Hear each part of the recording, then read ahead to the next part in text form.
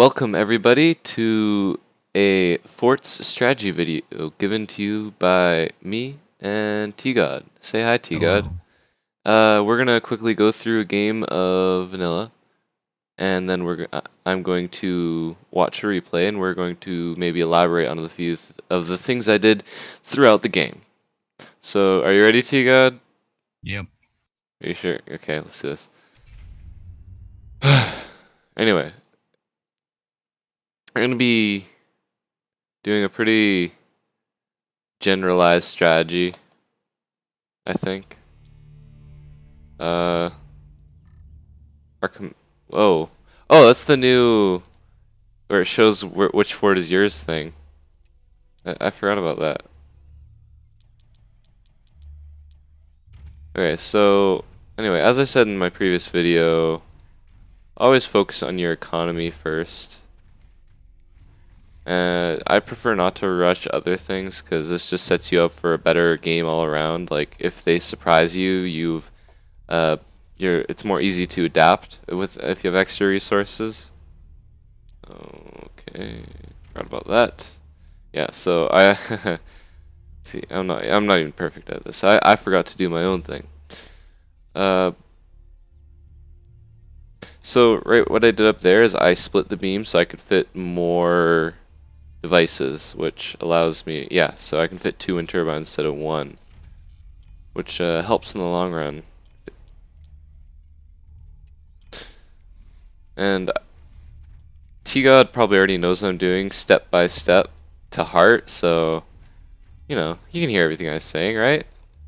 Oh yeah, and just fucking split the beams, place down all the mines, and then start your upgrade center. Exactly. So yeah, he's right. Next is the upgrade center. uh, yeah, upgrade center is always nice to put down first because it allows you to get the minigun and the AP sniper out early as opposed to uh, mortars because it allows you to take out maybe some exposed things that your opponent might have on their base. A good example being wind turbines or machine guns that they may have built in preparation for mortar. And they also, yeah, and the AP sniper makes it so they have to build more armor because then they have to defend, hopefully delaying them. Now the reason I put a second layer of armor on the sniper is because if he gets an AP sniper, these miniguns are a lot more, like, they can die, but the sniper is what I really need to stay alive. Or else he's put at a automatic advantage. See, I know he's getting an AP sniper because he is doing the exact same thing as me. Or am I? Come on, T-God. You know you're gonna do the exact same thing. We've established that this is pretty much the best strategy. Indeed. I mean, I'd love for somebody in the comments to prove me wrong. No, not my wind turbines.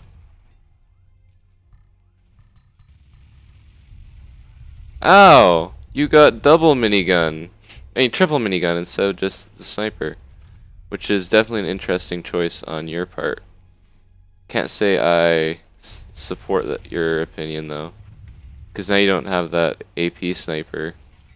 Get rid of anything I have. And yes, I did double door anyway. Some of my stuff. I feel like that's beside the point.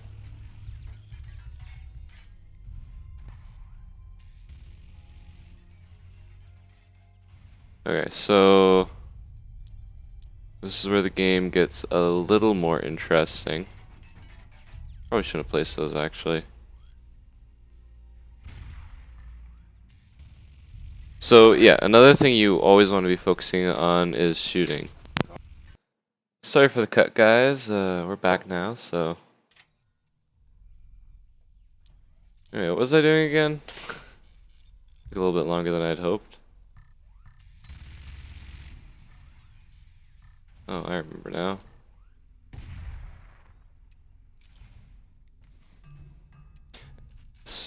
So, another thing.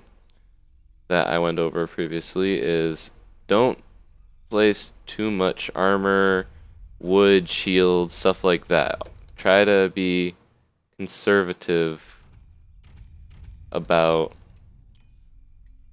your resources, because chances are there's more important things they could be spent on.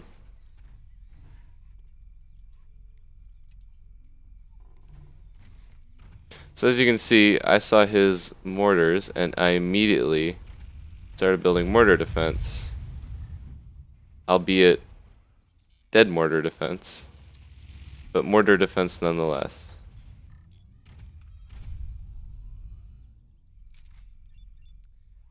So usually I would suggest just to upgrade your mortars, but when you see opposing mortars, just shoot with incendiaries. You're going to be much better off in the long run. And I don't know how the fuck that one worked. I've never seen the front of my base fall off like that. I will admit.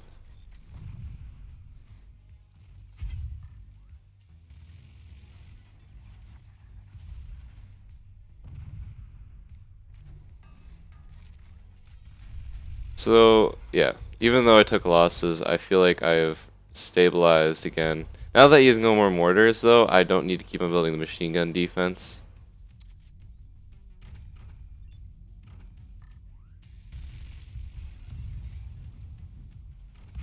But he is going to build the machine gun defense. Just try to oppose that, even though it's going to be torn down pretty quickly.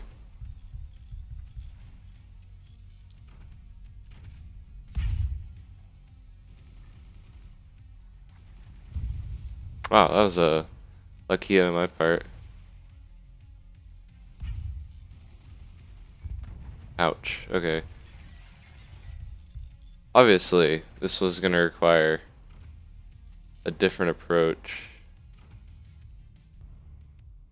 Ooh. What? Oh, nothing. Just fucking dying here.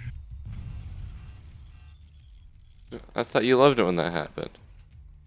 Yeah, I know, but still, you can't really relieve the form of panic that you ensue when dying. I don't know about that. I don't know. I think you're doing good. You can still make a comeback.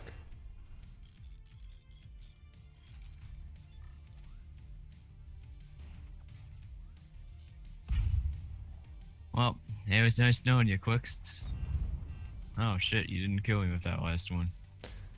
So, late into the game, if your opponent has made all the right defenses,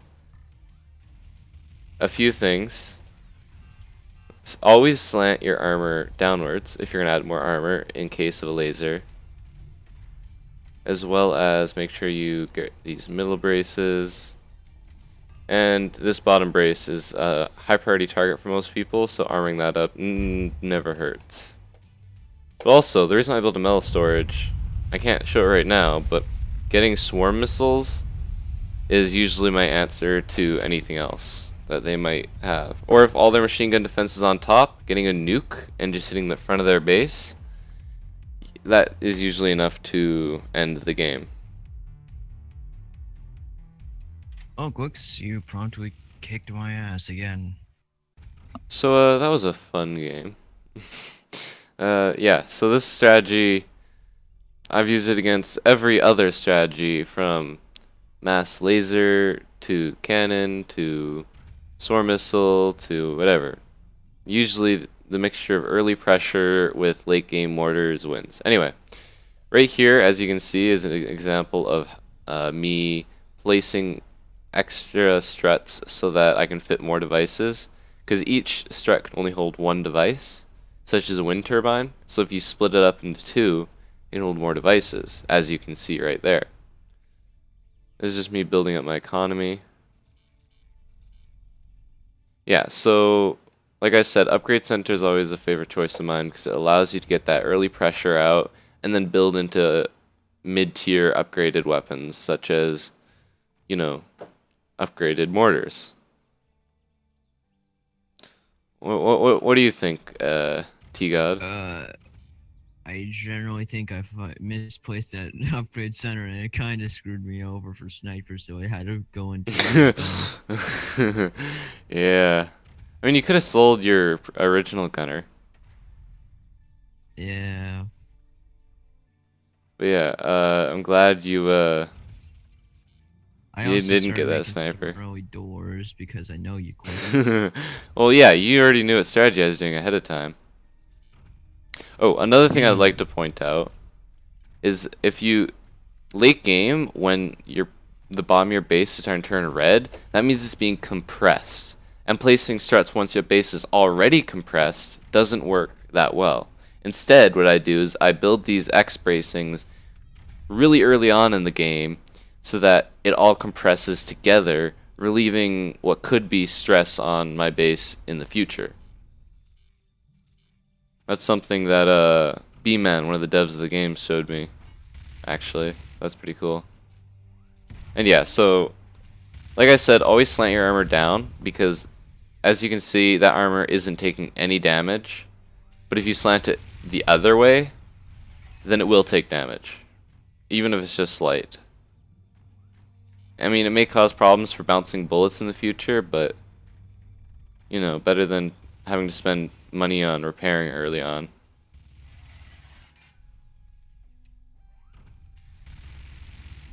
So what were you thinking about when going into this T-God? Like what? I was thinking that I should have probably built my workshop first, went into early Morse, combat yours, and then went into gunner to fight your mortar defense. I feel like earlier mortars could actually work against my strategy.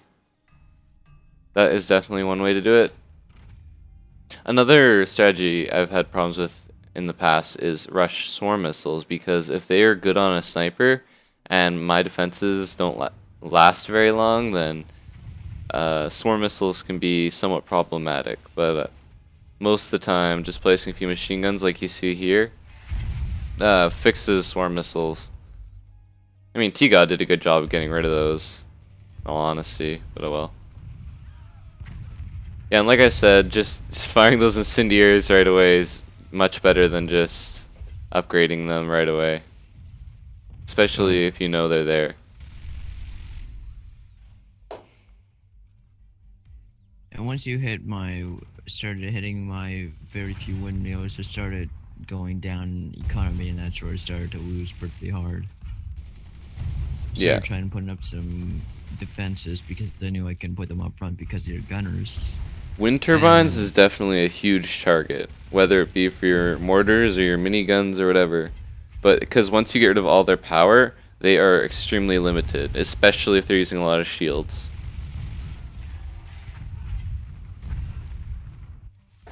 Yeah, and this is where, like I said, just always keep on firing. Late game, placing a little bit of extra armor is never bad. Another thing I want to point out is I did say always be below your maximum resources, but if you would notice, I was probably maxed out for towards the end of the game, and that's just because I was spending a lot of time firing these mortars, firing these miniguns, and I mean, all I'm gonna really use it on is extra armor, which I probably should have placed, but I kind of expected to win anyway. Like if I'd thought a laser cannon would have been shot right away, then I probably would have been armoring up quite a bit more, but knowing T-God, he was probably gonna copy what I was doing. yeah, I kind of messed it up slightly though. Eh. You think there's anything I'm missing? Not much really. Just mm, heavy weapons are just pointless, and you should go for I mean, on some uh maps it's good, but this map, yeah, heavy weapons will usually only almost never win. 2x2s. Yeah, actually, Tundra is a good example of a map where they work well because just because mortars can't reach. Ah, yeah. If you have any questions or want to come hang out or even join a tournament, then I'll leave a link to my Discord in the description. I hope you guys enjoyed, and I guess see you in the next video.